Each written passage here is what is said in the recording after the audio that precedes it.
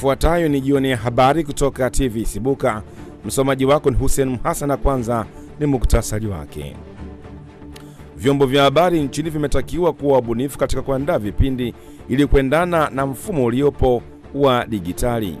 Na Chuo Kikuu Huria Tanzania kimetiana saini mkataba wa miaka 5 na chuo cha Tramford cha Namibia kwa ajili ya kuendeleza elimu baina ya vyuo hivyo. Sasa ni habari kamili.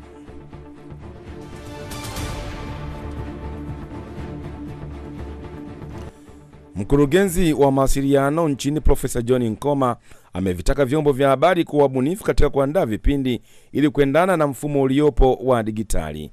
Nkoma ametoa agizo hilo jijini Dar es Salaam kufuatia malalamiko yanayoendelea hivi sasa kwa serikali ili kurupuka kuzima mitambo ya analojia. Amesema si kweli kwamba uamuzi huo ulifanywa bila kuwashirikisha walaji ambao ni wananchi, na kusisitiza kuwa kuhama mfumo huo ni sheria na siyo hiari. Aidha, Nkoma amewataka wa Tanzania kwenda na sayansi na teknolojia kwa kuwa sasa dunia nzima imekubali mabadiliko. Kwa taarifa zaidi hapa Bwana Nkoma akizungumza. 9,000, the real cost of that ni kubwa zaidi. Kwa hiyo serikali imepunguza kodi. Hiyo ni, I think kuna kitu wanaita GN. Ukienda Wizara ya Fedha pale kuna kitu wanaita GN is gazetted, wanaandika kabisa kwamba serikali imepunguza kodi kiasi fulani. Hilo limefanyika. Sasa huko tunako kwenda. We see haya mambo jamani, tusia complicate jamani. Simu, watu walikuwa wanasema Waafrika hawezi kutumia simu, hawana hela. Ndio economists, big, important economists wa dunia mzima wanasema mobile communications, mobile phones hazita succeed in Africa kwa sababu Afrika hawana hela. Lakini hebu niambie leo, everybody anajua is the reverse. Ili la digital TV litakuwa hivyo. Litakuwa hivyo. What we are going to see in the next few years is a different story. Yaani haya tunazungumza leo, tutakuja kusema hivi kweli ilikuwa tunazungumza mambo ya kurudi analojia baada ya kutumia analojia digital.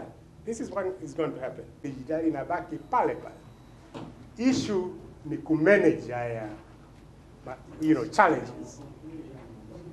Challenges hizi tuzimanage so that baada ya mwaka kila mtu anafurahi, kama tulivyoona faida kwenye simu, tuone faida kwenye television. Na lile sanduku la television linapewa intelligence. Lisiwe tu limekaa pale linaonyesha chega. Linapewa intelligence. This is where we're going. Serikali imesema haitavumilia wananchi wanaokata miti kiolela bila idhini, kwani kufanya hivyo kunachangia uharibifu wa mazingira hapa nchini. Haya amesema jijini Dar es Salaam na naibu waziri wa maliasili na utalii Lazaro Nyalandu wakati wa maadhimisho ya siku ya miti duniani. Hata hivyo, Nyalandu ameongeza kuwa serikali haitasita kuwakamata na kuwachukulia hatua wakataji wa miti wanasababisha majangwa, ikiwa ni pamoja na wakazi wa Dar es Salaam. Kwa taarifa zaidi hapa Waziri Nyalandu akizungumza.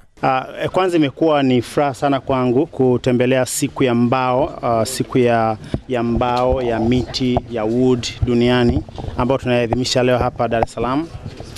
Na pili, nimepata fursa ya kuwaona na kuwasikia wasanii wa vinyago kutoka nchi mbalimbali duniani, ikiwepo wasanii wa hapa ndani, na wengi kwa kweli wameonyesha umahiri mkubwa katika kazi wanazozifanya, na wameonyesha kwamba kazi nyingi wanazozifanya pamoja na uzuri wake zinakosa soko la kuaminika.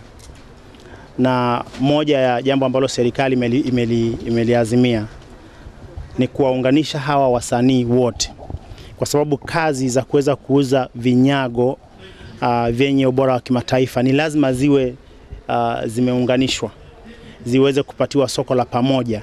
Na tunapenda na tutataka tusisitize kwamba ni sharti wakashiriki katika maonyesho kama haya na mengineyo yanayofanyika duniani.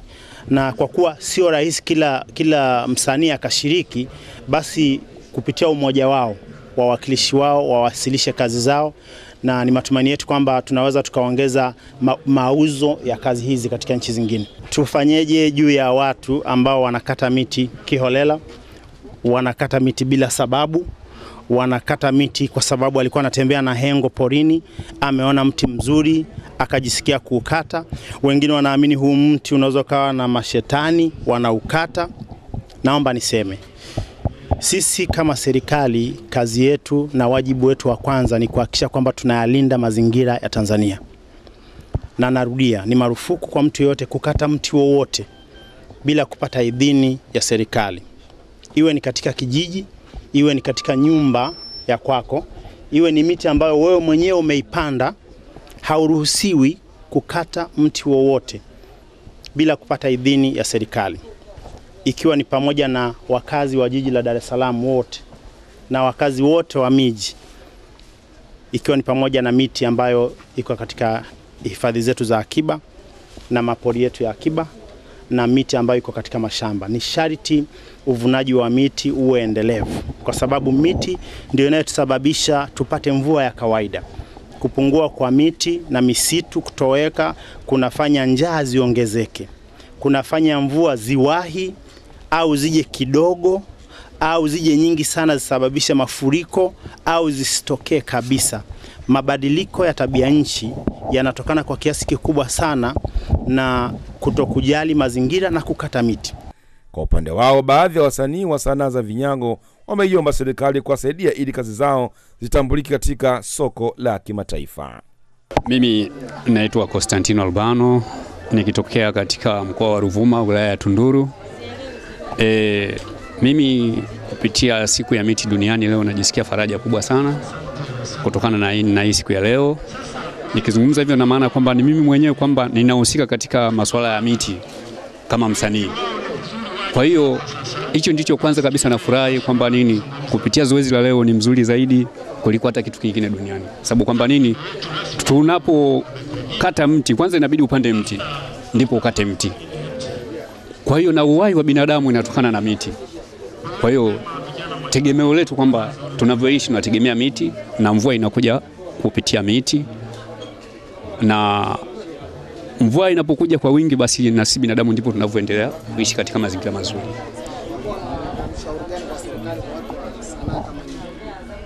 Ushauri niliokuwa nao upande wa serikali kupitia wasanii kama sisi, kwa kweli mazingira tunayofanyia kazi au kibiashara sio mzuri sana kutokana tunakosa soko.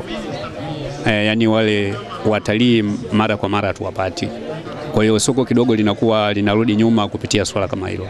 Naitwa Gosbeta Simon Rozaula, natokea mkoa wa Kagera. Yani ni siku ya miti bora, yani matumizi bora ya miti duniani. Kama ni jambo ambalo linahusika kidunia, ina maana ni kutokana na wameona hali ya hewa sasa hivi imekuwa tofauti, imebadilika sana.